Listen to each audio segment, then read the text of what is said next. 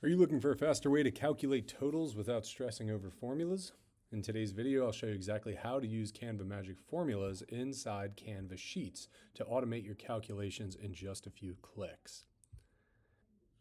In this land and population distribution chart, we see a lot of totals for total population, land area, and square miles, arable land, number of farms, and our goal is going to be to fill in these 6 green cells. To use Magic Formula, simply hit the equals button, click on Magic Formulas, and describe the formula that you're trying to create. So I'm just going to type in average density of people across the United States and hit return. And we're going to get the answer as well as the formula that was used to complete that. We can hit insert into the cell and we'll get our total.